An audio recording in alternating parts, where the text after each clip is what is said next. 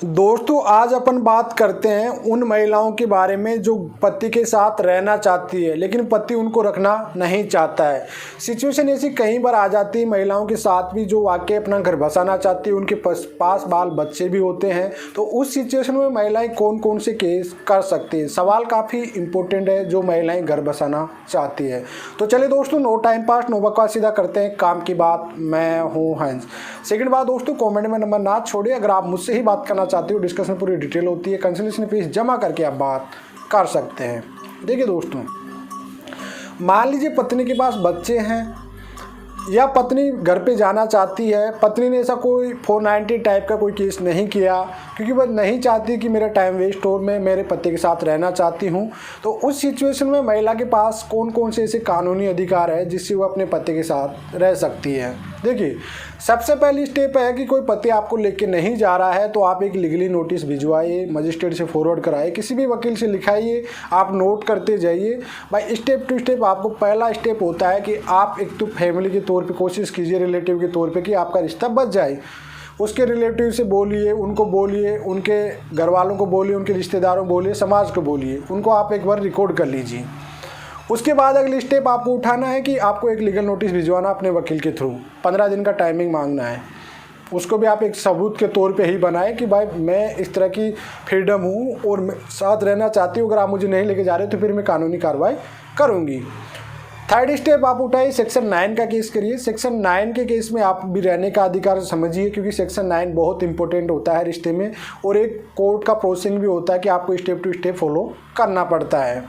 Section 9 के बाद आप डीवी एक्ट में चले जाइए। डीवी एक्ट में आपको सेक्शन के भी कुछ पार्ट ही डालना, आपको सेक्शन मारपीट घरेलू हिंसा के केस नहीं करना। सेक्शन डीवी डोमेस्टिक वायलेंस में आपके सेक्शन होते हैं जो शेड हाउस, सेक्शन 2 होता है सास ससुर के घर में रहने का अधिकार, अभी हाल ही में सुप्रीम कोर्ट ने दिया है सभी महिलाओं को। आपको सेकंड डालना है ह्यूमन प्रोटेक्शन एक्ट 17, 18, 19 एंड 20, मतलब आपको पुलिस प्रोटेक्शन के साथ वहाँ पे रहने का अधिकार मिले, आपके पति की प्रॉपर्टी में रहने का, आपकी सास ससुर की प्रॉपर्टी में रहने का अधिकार दिलाए कोर्ट आपको। और अगर वह नहीं दिला रहे तो सेक्शन 20 वुमेन प्रोटेक्शन एक्ट ये कहता है कि अगर पति की फिर ये जिम्मेदारी कि आप ये सब फॉलो करने के बाद आपको अलग से मकान बना के दे या उसमें रहने का रेंट दे। आप अगर किसी भी तरह का कोई फालतू केस नहीं कर रही तो आपको डेफिनेटली हस्बैंड को रखना ही पड़ेगा। ऐसा नहीं है, शादी हुई है तो पति को साथ रखना ही पड़ेगा। अगर नहीं रख पा रहा पति तो फिर आपकी डिमांडें पूरी करेगा वह section 20 human protection act section 20 के तहत आपको अलग से मकान बना के देना पड़ेगा, या फिर आप किसी रेंट में रहे तो उसका रेंट देना पड़ेगा, आपको मेंटेनेंस देना पड़ेगा। सेक्शन 9 आपकी फिर में आ जाने से आपको मेंटेनेंस तो 100% मिलता है कि आपको मेंटेनेंस, और जब मेंटेनेंस हस्बैंड का बन जाता है तो फिर आधा केस आप ऐसे ही जीत जाते हो। तो इस सिचुएशन में आपको एक स्टेप टू स्टेप फॉलो करना चाहिए। महिलाओं को सवाल काफ़ी बार भी आता रहता है कि यार क्या सर महिला सेक्शन 9 कर सकती है? डेफिनेटली महिला सेक्शन 9 कर सकती है, कोई दिक्कत नहीं है।